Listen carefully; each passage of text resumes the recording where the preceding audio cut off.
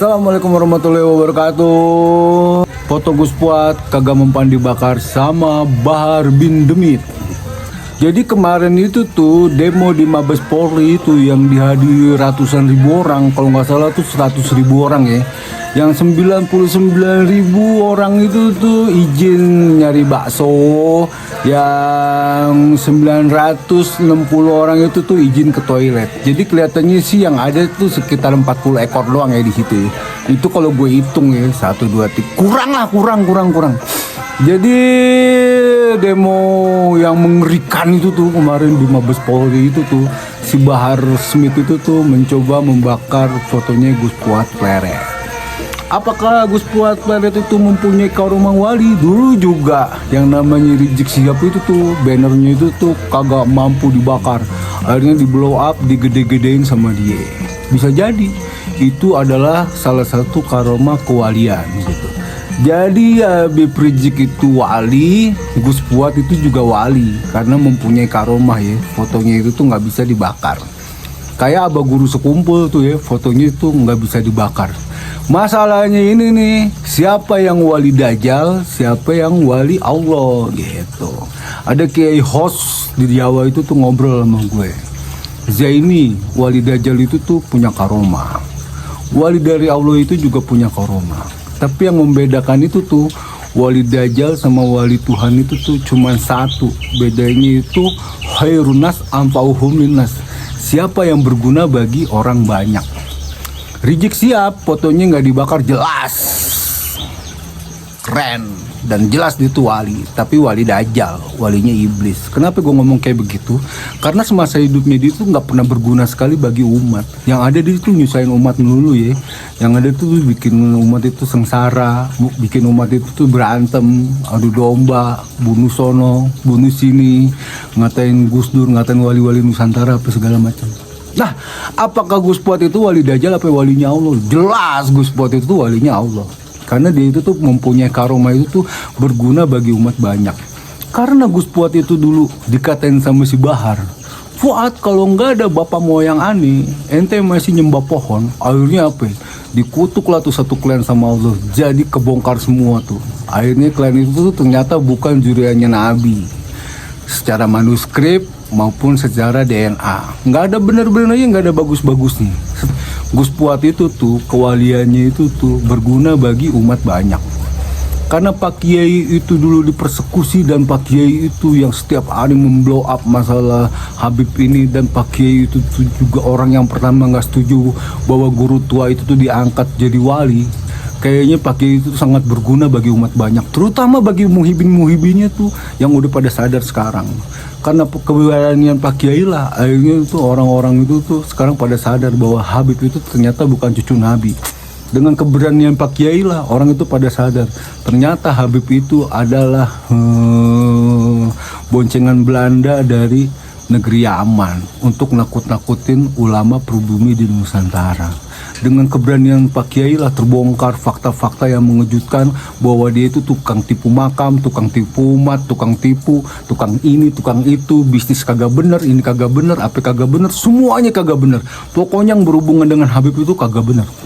Bahkan sekarang orang-orang muhibin yang dekat sama Habib dikutuk sama Allah. Banyak lah. Dulu ada mantan gubernur Jawa Barat, ternyata muhibin Habib, sekarang lagi kusut mengenai kasus kayak gitulah. Jadi ini benar kata Pak Kiai, fenomena alam ini nih, Allah itu tuh udah murka, udah enggak menghendaki lagi Habib itu bisa menipu umat Rasulullah. Jadi bedanya Gus Fuad sama Rizik itu tuh cuman satu. Gus Fuad wali langit dari Allah langsung, makanya gue pakai tag peci nih karena gue bermutabah sama Pak Kiai. Nah kalau Rizik itu wali Dajjal, wali setan. Karena semua mulut, semua aroma ucapan-ucapan Rizik itu tuh mengandung kalimat-kalimat provokatif yang bisa membuat sesama anak bangsa itu tuh bunuh-bunuhan, yang bisa membuat perpecahan. Itu ya mulutnya Rizik, bukan mulutnya Gus Fuad. Sekarang dia itu tuh memutarbalikkan fakta. Pak Kiai difitnah PKI lah, Pak Kiai difitnah pemecah belah umat lah, Pak Kiai nggak usah banyak bacot nggak usah banyak bacot Jik. Sekarang itu tuh buktiin secara gentle, lu tes DNA, publis tes DNA lu tuh nyambung nggak ke Rasulullah Shallallahu Alaihi Wasallam.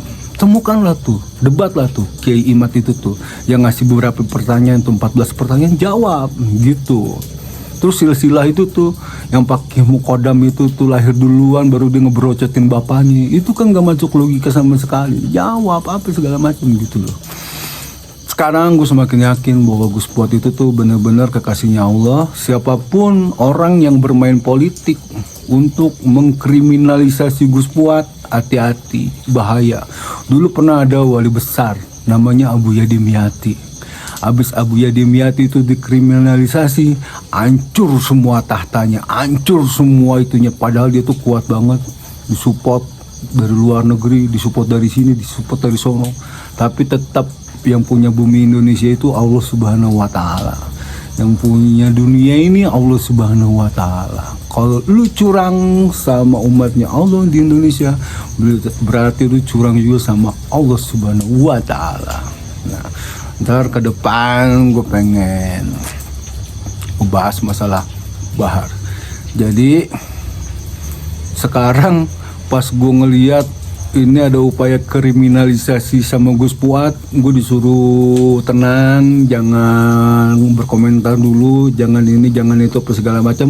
Sekarang gue ngeberaniin diri buat berkomentar. Ternyata emang FPI demo di Mabes Polri itu tuh lucu banget, dihadiri sama 40 butir orang, dan fotonya Pak Kiai kagak bisa dibakar, dan dia itu sekarang kader sendiri. Gue rasa sih laporan dia ke Mabes Polri itu cuma bakalan dicuekin aja, karena jenderal-jenderal yang dikatain monyet sama Rizik Sihab itu tuh udah gregetan sebenarnya tuh, udah mau ngejedor palanya Rizik. Cuman gara-gara masalah HAM dan humanisme, beliau semua pada nahan-nahan gitu.